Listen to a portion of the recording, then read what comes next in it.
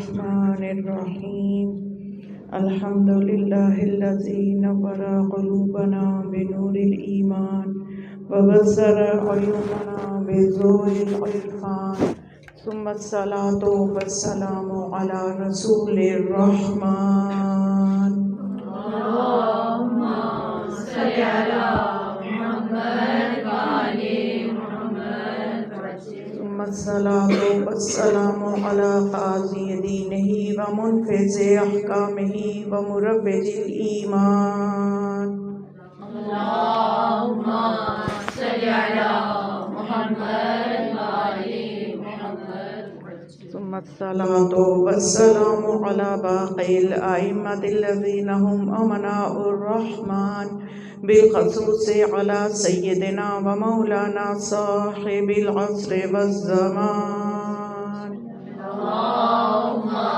صل على محمد وآل محمد ولعنة الدائمة على أعدائهم أجمعين من يومنا هذا إلى يوم الدين قال امام علی نقی علیہ السلام یأتی علماء القوامون بضعفاء محبین و اہل ولایتنا صلوات اللهم صل على محمد وآل محمد آج 3 رجب المرجب جو کہ منسوب ہے شہادت امام علی نقی علیہ السلام سے، تو اس لیے آج کے دن ضروری ہے کہ ہم ایک تو اختتام بھی ہو رہا ہے، چھٹیوں کا آغاز ہوگا کل سے، تو جاتے جاتے کچھ اپنے قلوب کو مزید نورانی کر سکیں، ماہ رجب کے لیے آمادہ کر سکیں، اور آج کے دن امام زمان علیہ السلام کو ان کے دادا کی شہادت کا کچھ ذکر کر کے پرسہ دے سکیں، تعزیت پیش کر سکیں وقت کے امام کی، کیونکہ ایک مومن جب حق کے مبدت ہے کم از کم اتنا تو ادا کریں کہ جب ان کی شہادت کا دن ہو تو اپنے آپ پہ غم کو طاری کریں، اور اس کے جو ہے حلیے سے پتہ ہونا چاہیے کہ آج یہ غم کی حالت میں ہے، کیونکہ یہ سب کے سب ہستیاں جو ہیں مولا حسین علیہ السلام کے ایام عزا جو ہیں وہ یقیناً بہت ہی زیادہ منظم طریقے سے اور بہت ہی زیادہ طوالت کے ساتھ منائے جاتے ہیں، لیکن ہمارے ساتھ زیادتی ہو جاتی ہے باقی ائمہ علیہ السلام کے ایام کے ساتھ کہ ہم ان میں اتنا بھی اظہار نہیں کرتے غم کا کہ جتنا کم از کم اظہار کرنا چاہیے، ہم اتنا بھی بعض اوقات نہیں کر پاتے، تو اس چیز کے لیے ہم جناب سیدہ کے آگے جواب دہ بھی ہو سکتے ہیں کہ میرے باقی بیٹوں کا غم کیوں نہیں مناتے تھے، یعنی کسی حد تک ہمیں چاہیے ہم اہتمام کریں ان کے غم کا۔ تو اسی بات کے پیش نظر آج تھوڑی سی ایک مجلس کا انعقاد کیا گیا ہے کہ امام علیہ السلام کے صدقے سے تھوڑے سے رجب کے حوالے سے بھی ہم آگے ہو جائیں، تھوڑے سے کچھ ہم امام کے صدقے سے علم کے حوالے سے بھی کچھ چیزیں ہیں عقائد اور فقہ کے حوالے سے ان کو تھوڑا سا رپیٹ کر لیں، جو نئے آئی ہیں معلمات ان کے لیے وہ اضافہ ہو جائے گا کہ فائدہ ہو جائے گا کہ جو چیزیں یہ بھی سماعت کریں گی تو ان کو بھی اچھی رہنمائی مل جائے گی۔ ان سب چیزوں کے پیش نظر اس درس کا اہتمام کیا گیا ہے، اور اس لیے میں نے امام نقی علیہ السلام کے اسی فرمان کی آپ کے سامنے تلاوت کی جو کہ علم کے حوالے سے ہے۔ تو مولا کیا فرماتے ہیں؟ ہمارے 10ویں امام یہ فرماتے ہیں یأتی صل علی محمد وآل محمد یأتی علماء کہ ہمارے علماء جو ہیں القوامون بضعفاء محبین و اہل ولایتنا کہ جو سرپرستی کرتے رہے ہوں گے دنیا میں ہمارے اہل ولایت کی اور ہمارے ان ضرورت مند محبین کی کہ جن کو ضرورت تھی، وہ ضرورت کوئی بھی ہو سکتی ہے، علمی ضرورت بھی ہو سکتی ہے، وہ دنیاوی ضرورت بھی ہو سکتی ہے، تو وہ علماء جو سرپرستی کرتے رہے ہیں القوامون جو سرپرست بنے رہے دنیا میں بضعفاء محبین ہمارے ضعیف محبین کی سرپرستی کرتے رہے، اور اہل ولایتنا اہل ولایت کی سرپرستی کرتے رہے، تو ان کو کیا ملے گا قیامت میں کہ یوم القیامتی الانوار یسطع فی من تیجانہم کہ قیامت کے دن وہ اس طرح سے داخل محشر ہوں گے کہ ان کے تاج جو ہوں گے ان سے نور نکل رہا ہوگا، ان کے سروں پہ تاج ہوں گے اور ان سے نور کی شعائیں نکل رہی ہوں گی، یہ ان کا رتبہ اہل محشر دیکھیں گے اور رشک کریں گے کہ یہ کون لوگ ہیں، تو پھر انہیں بتایا جائے گا کہ یہ وہ لوگ ہیں جو دنیا میں محب آل محمد کی سرپرستی کرتے رہے، یہ وہ لوگ ہیں جو دنیا میں ان کے لیے ان کے سرپرست بنے رہے۔ تو علم کی ہر امام نے بہت قدر کی ہے، یعنی ہماری پہچان ہی علم ہے، مکتب تشیع کی پہچان ہی علم ہے، یعنی ہمارے پہلے ہادی دیکھیں مولا کائنات، تو ان کو باب مدینۃ العلم، ان کے بارے میں علم کے حوالے سے بے شمار آپ دیکھیں کتابیں اٹھا کے ان کے علمی فضائل برکات جن سے دنیا قیامت تک فیض یاب ہوتی رہے گی. ہر امام نے اپنے دور میں علم کے حوالے سے بہت زور دیا ہے. تو ہم جب کہتے ہیں ہم ان کے چاہنے والے ہیں، ہم ان کے ماننے والے ہیں، تو ہمیں بہت زیادہ ضرورت ہے کہ ہم علم پہ توجہ دیں. اور وہ سب سے پہلی توجہ ہمیں اپنی اصلاح، اپنی عبادات کی اصلاح، اپنے عقائد کی اصلاح، جو کہ اس وقت بہت نازک دور ہے جس سے ہم گزر رہے ہیں.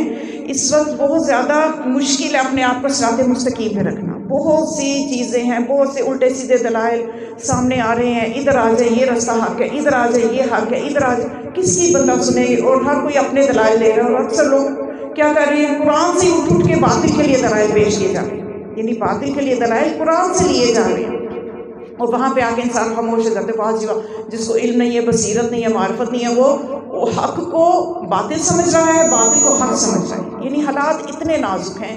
اور جو مطلب میچور ایج کے لوگ ہیں، سمجھ لیجیے کہ جو 35 سے اوپر ہیں، 30، ان کی تھوڑی میچورٹی بچپن سے چونکہ تربیت بھی بن چکی ہے. لیکن جو نیو جنریشن ہے، ینگ جنریشن ہے، ان کے لیے بہت سے مسائل ہیں.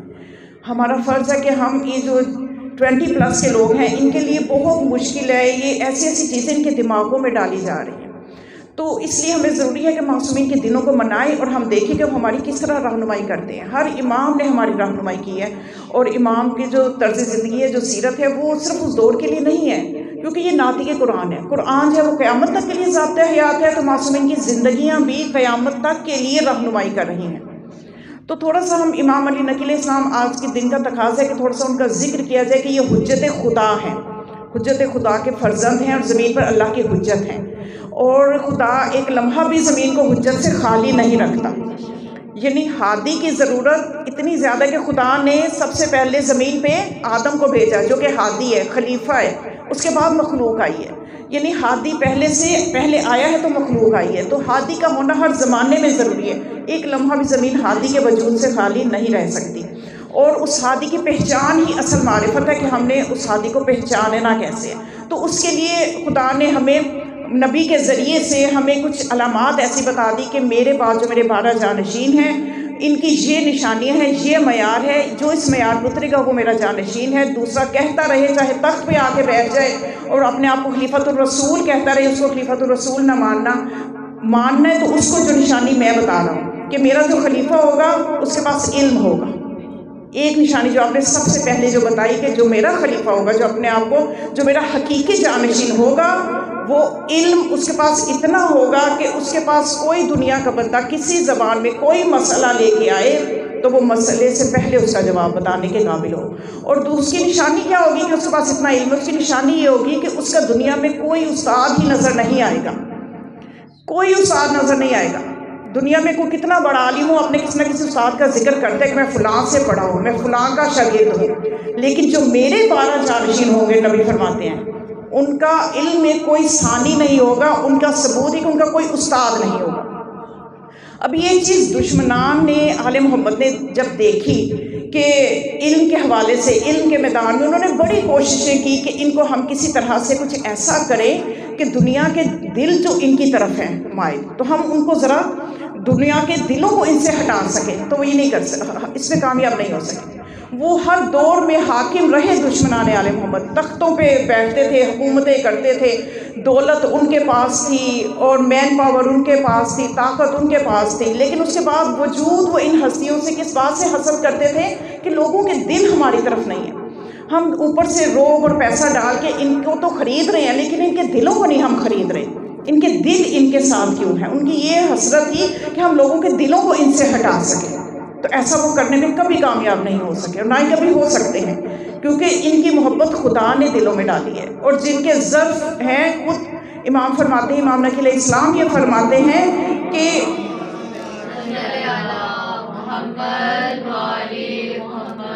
حکمت جو ہے یہ پاک تینت میں ہی سماتی ہے.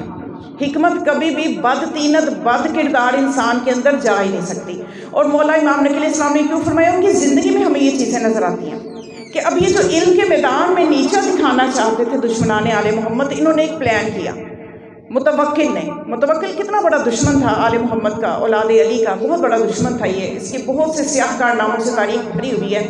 تو اس نے کیا کیا کہ اس نے اب امام علیہ السلام جب امام کے والد کی شہادت ہوئی ہے، جب ہمارے 9ویں امام محمد تقی علیہ السلام کی شہادت ہوئی ہے، تو امام نقی علیہ السلام کی عمر کتنی تھی؟ 7 برس تھی یا 8 برس تھی، اتنی عمر تھی، اور آپ اب درجہ امامت پہ ہیں۔ اب آپ اس وقت 7-8 سال کا بچہ پوری کائنات کا امام ہے۔ اب وہاں پہ آج والے دور کا ہی حساب تھا، یعنی کچھ تھے جو اس بات کو مانتے تھے، جو پکے شیعہ تھے، انہیں پتہ تھا کہ 7 سال کا بچہ امام ہو سکتا ہے۔ یہ گھرانہ ایسا ہے کہ یہاں پہ عمر جو ہے وہ میٹر نہیں کرتی، جو خلیفۃ اللہ جس نے بننا ہوتا ہے، جس نے حجت اللہ بننا ہوتا ہے، اس کے لیے عمر کا کوئی ہونا ضروری نہیں ہے کہ وہ، کیونکہ وہ جانتے ہیں کہ جب عیسیٰ ماں کی گود میں ماں کی طہارت کی گواہی دے کے گویائی کر سکتے ہیں، بول سکتے ہیں، تو وہ اتنا علم رکھ سکتے ہیں کہ میری ماں جو ہے وہ معصومہ ہے، تو جو فخر عیسیٰ ہوگا اس کے لیے تو کوئی مشکل نہیں ہے، وہ 7 سال کا امام ہو چاہے 4 سال کا امام بن جائے۔ لیکن اکثریت ان لوگوں کی تھی جو شک میں تھے، اور اس سے زیادہ اکثریت میں وہ لوگ تھے جو دشمن تھے۔ تو اب یہ 7 سال کا بچہ ہے اور ہر جگہ علمی گفتگو کرتا ہے، علمی مسائل پوچھنے کے لیے اتنے بزرگ اس بچے کے پاس آ رہے ہیں جو کہ پہچانتے ہیں کہ یہ حجت خدا ہیں۔ اب اس چیز کا حسد تھا متوکل کو، اس نے کیا کیا کہ یہ کچھ نہ کر سکا، تو اس نے یہ کیا کہ اس نے جنیدی اس وقت کا بہت بڑا عالم تھا، بہت بڑی عمر کا ایک شخص تھا، اس سے کہا کہ میرا حکم ہے کہ تم اس بچے کو اپنی شاگردی میں لے لو، اپنے گھر رکھو، اور باہر میں یہ مشہور کر دوں گا کہ انہوں نے بھی کسی سے پڑھا ہے، ان کا بھی کوئی استاد ہے، تو مجھے یہ مشہور کرنے میں آسانی ہو جائے گی۔ اچھا، اب یہ امام کو بھیج دیا گیا، جنیدی کے گھر امام رہنے لگے۔ اب ایک دن جنیدی جو ہے، اب جو دل جو طینت پاک ہوتی ہے نا، وہ اثر قبول کر لیتی ہے۔ اب ایک دن باہر جب وہ جنیدی کو کچھ لوگ ملے، ایک گروہ تھا لوگوں کا، کہیں جا رہے تھے، اس نے کہا جنیدی بتا وہ بچہ کہاں تک سیکھ پایا، ابھی تک کہاں تک پہنچا ہے، کتنا سکھا دیا اس کو؟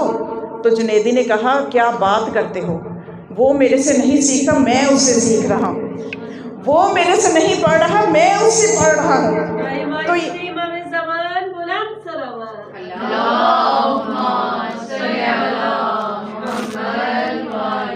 میں اس کا استاد نہیں ہوں، وہ میرا استاد ہے۔ میں ایک آیت پڑھتا ہوں، وہ پورا قرآن مجھے پڑھنا شروع کر دیتا ہے اس موضوع پہ۔ میں ایک لفظ سکھاتا ہوں، اس لفظ کی اتنی شرح کر دیتا ہے کہ میں نہیں سمجھ پاتا۔ تو یہ میں اس کا استاد نہیں ہوں، وہ میرا استاد ہے۔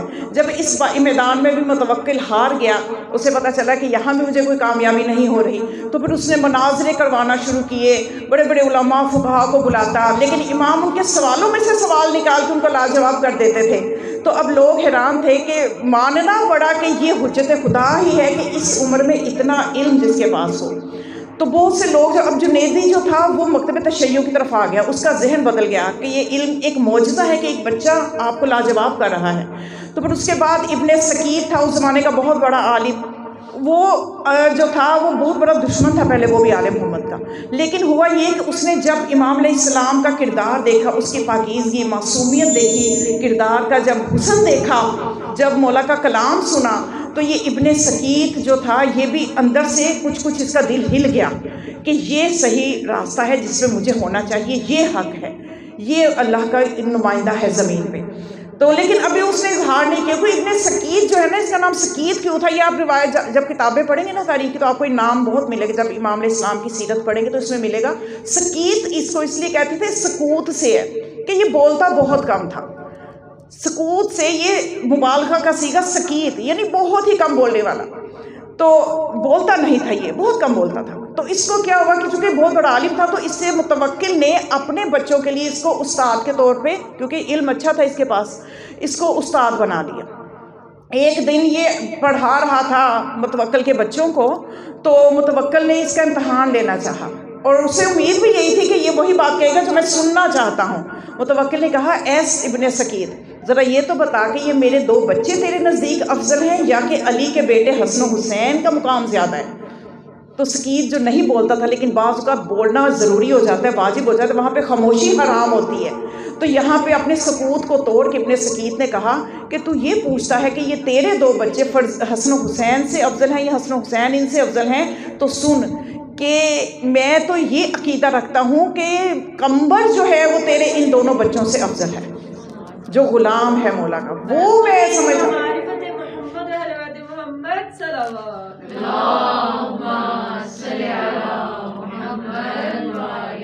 امام نقی علیہ السلام کی شان میں بلند تر سجاگتے ہوئی صلوات پڑھیں۔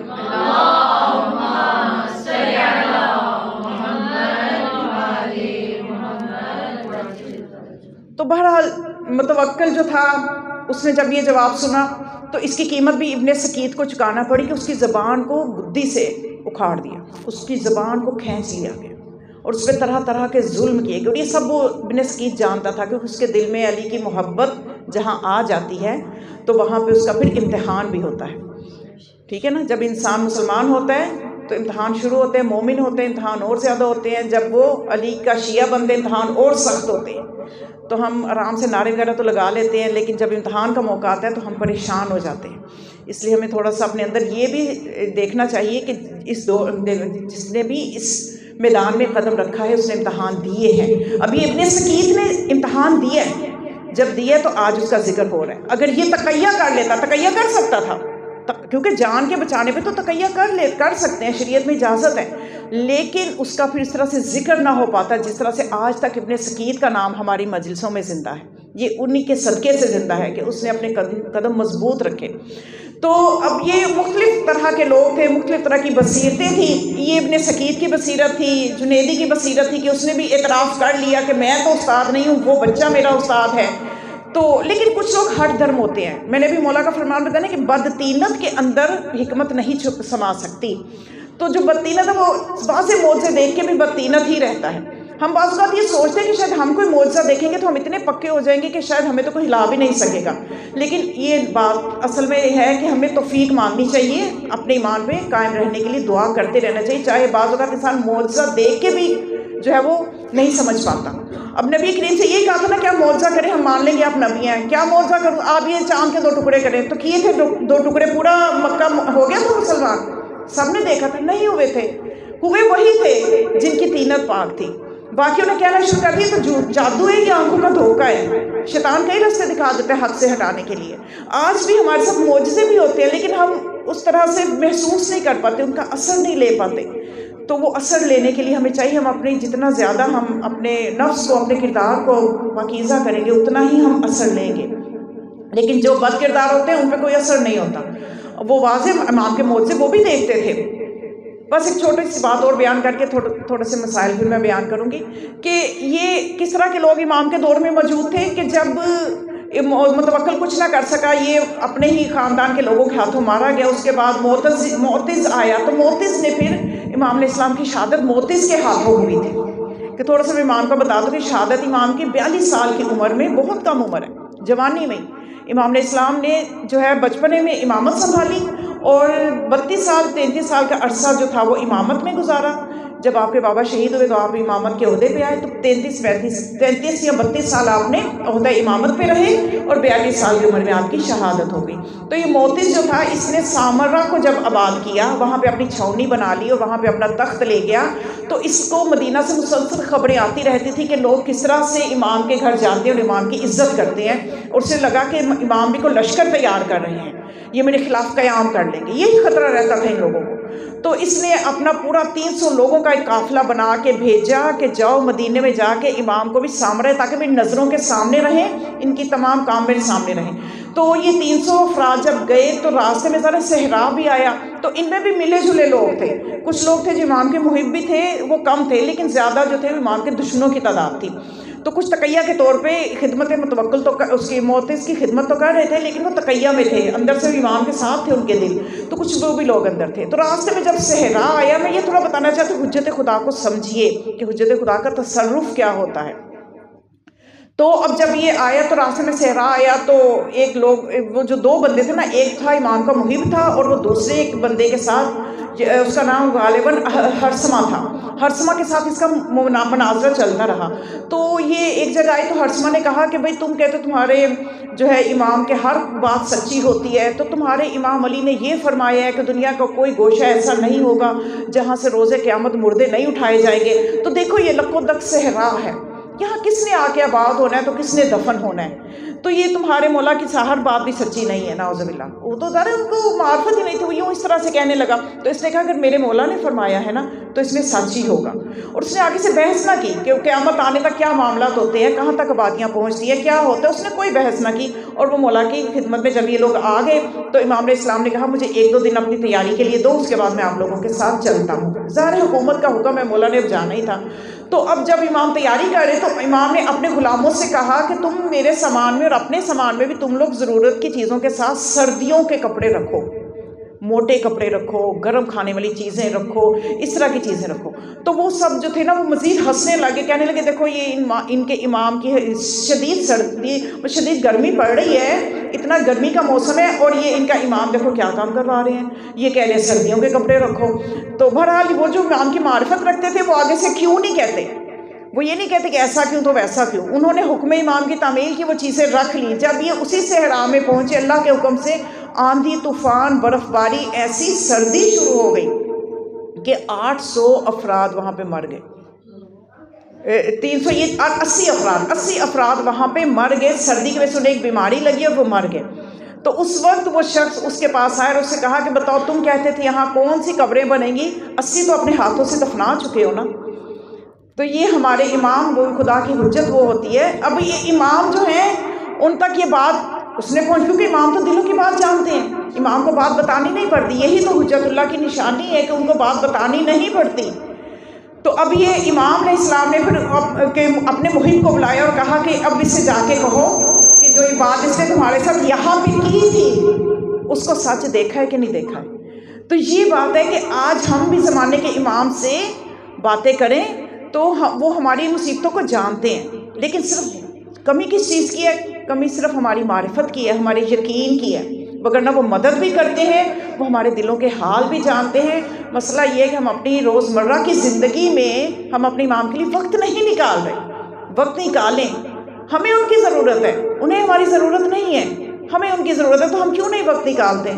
ہم کیوں نہیں ان کے لیے دعا کرتے ہیں؟ ہم کیوں نہیں ان کے لیے صدقہ نکالتے ہیں؟ ہم کیوں نہیں ان کے لیے پریشان ہوتے؟ ہم کیوں نہیں ان کے لیے 2 آنسو، اپنی کو پریشانی ہے تو ہم ایسے آنسو بہاتے ہیں، تو جب جو وہ ہر وقت مصیبت میں ہے تو ہماری آنکھ میں کوئی آنسو کیوں نہیں آتا ان کے لیے؟ بس یہ ہمارے تعلق کی کمزوری ہے۔ تو بس یہ جو امام کی یہ جو کردار تھا یہ حکومتوں کو چبھتا تھا، آئمہ کا کردار۔ تو پھر موتز نے کیا کیا کہ موتز نے وہی حربہ کیا کہ اب ایک ہی حل ہے کہ ان کو زہر دیا جائے۔ تو اس نے امام علیہ السلام کو بعض اوقات وہ درباروں میں بلا کے بھی ان پہ دوسروں کو ہنسنے کا موقع دینے کی کوشش کرتے ہوئے بھی ایسے کام کرواتے تھے یہ لوگ کہ کسی طرح سے جو مکتب تشیع کے امام ہیں ان کا رتبہ کم ہو، لیکن وہ ہمیشہ بڑھتا ہی رہا۔ کبھی یہ کہہ دیتے کہ دربار میں بلا کے اب جادوگروں کو بلا لیا، ایک دفعہ مولا کو بلایا کہ آپ کھانا سامنے پیش کیا اور جادوگروں کو کہہ دیا کہ جو ہی امام لقمہ اٹھائے تم کو جادو والا کام کرنا، تو وہ لقمہ امام کے منہ میں جانے سے پہلے ہی وہ نیچے گر جاتا تھا۔ تو جب امام نے 1-2 دفعہ منع کیا وہ نہیں ہوا، تو تیسری دفعہ جب اس نے حرکت کی تو اتمام حجت ہو چکا تھا۔ امام نے کہا کہ امام نے قلیم پہ بنے ہوئے شیر کو حکم دیا کہ آؤ اور اس کو نگل لے۔ تو اب دنیا جب اس طرح کی باتیں سنتی ہے تو کہتی ہے اپنے اماموں کی عجیب باتیں بتاتے ہیں، قلیم والا شیر بن گیا اور آ کے اس کو کھا گیا، تو یہ کیسے ممکن ہے؟ بھائی تمہیں قرآن میں جب پڑھتے ہو تو تمہیں کوئی اعتراض نہیں ہے، سامد قرآن میں تم یہ پڑھ لیتے ہو کہ پہاڑ میں سے اونٹنی بھی نکل آئی، اس نے بچہ بھی دیا اور اس کا دودھ بھی پوری قوم پیتی تھی اور وہ پانی بھی پیتی تھی۔ تو یہ تو صالح کا واقعہ ہے کہ صالح نے، اور جو فخر صالح ہوگا تو وہ ایسا کیوں نہیں کر سکتا کہ شیر نکلے اور وہ اصلی شیر بن جائے؟ صرف یہ یقین کی کمزوریاں ہیں کہ ان چیزوں کو دنیا قبول نہیں کرتی، وہ معرفت کی کمزوریاں ہیں۔ تو بس ہمارے امام ہم سے کیا چاہتے ہیں؟ بس چند جملے میں مسائل کے کہ مولا کو دربار میں بھی بلایا گیا، لیکن صرف میں اتنا کہوں گی کہ اے مولا امام نقی علیہ السلام، آپ کو دربار میں جب بلایا تھا اس ملعون نے تو مولا آپ کے گلے میں توک نہیں تھا، آپ کے ساتھ سربراہنا بیویاں نہیں تھیں۔ مومنات چند جملے مسائل کے صرف اس لیے کہ بی بی ہم سے شکوہ نہ کریں کہ کیا میرے بیٹے علی نقی کا غم کم تھا کہ تم چند جملے چند آنسو میرے بیٹے کے لیے نہ بہا سکے؟ تو مولا نقی علیہ السلام کی مظلومیت یہ ہے کہ ان کو ایسا زہر دیا گیا جو تاریخ لکھتی ہے کہ مولا حسن کے بعد جو شدید قسم کا زہر تھا وہ مولا امام نقی کو دیا گیا۔ جتنا شدید زہر مولا حسن کو دیا گیا اسی نوعیت کا زہر امام علی نقی علیہ السلام کو دیا گیا۔ اور امام علیہ السلام کے بدن نازنین کا رنگ بدلنا شروع ہوا. وہ رنگ نیلا ہوا، نیلے کے بعد سبز ہوا.